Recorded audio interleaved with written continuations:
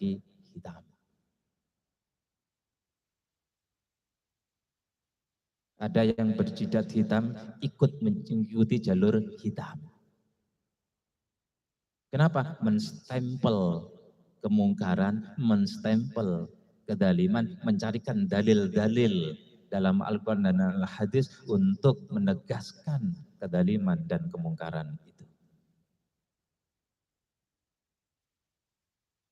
Ingat orang-orang di sekitar Fir'aun, ada Hamam dan yang lain-lain, Hamam CS lah.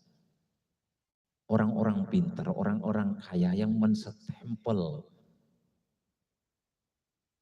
terhadap kebijakan dan keputusan yang jelas-jelas zalim dan merugikan terhadap banyak orang. Bapak Ibu, saya ingin ngasih clue bahwa ketika Al-Quran itu bicara tentang sejarah, terpotong-potong. Al-Quran beda dengan Bible atau Alkitab.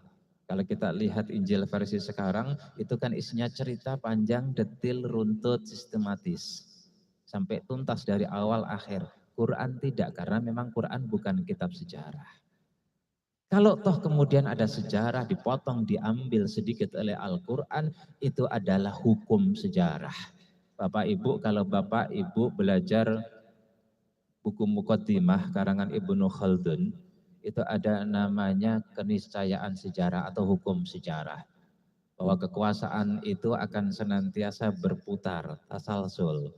Dari satu generasi pendiri, kemudian penerus, kemudian dilanjutkan oleh generasi pelanjut, kemudian oleh penikmat, kemudian dihancurkan. Kira-kira antara 4-5 generasi hancur, terus menerus. Itulah hukum sejarah. Kalau Al-Quran membuat sebuah cerita, meskipun itu pendek, itu sudah menjadi hukum sejarah. Maksudnya apa? Akan senantiasa terulang. Di waktu yang berbeda, oleh aktor yang berbeda, di tempat yang berbeda.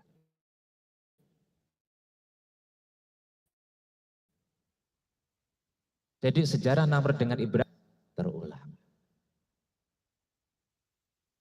Ibu, bapak, dan saudara sekalian yang dirahmati Allah.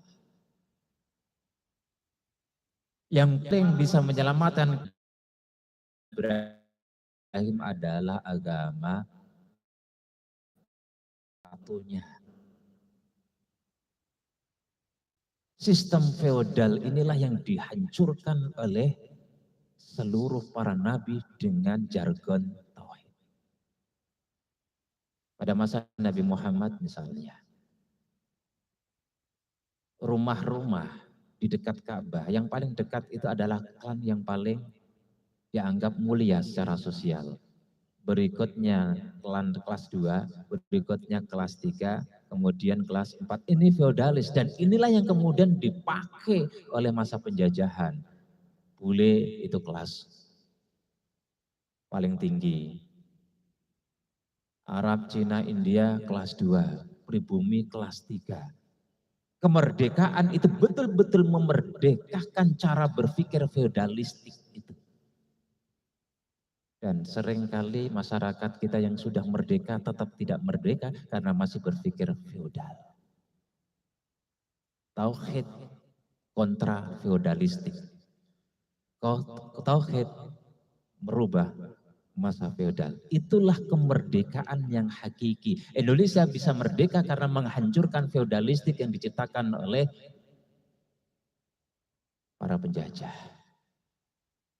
Jadi kalau hari ini masih ada orang yang berpikir feodalistik, maka itu berpikir cara penjajah, berpikir cara jahiliyah, berpikir cara Fir'aun, berpikir cara Namrud. Makanya tidak pernah merdeka. Berarti belum bertauhid.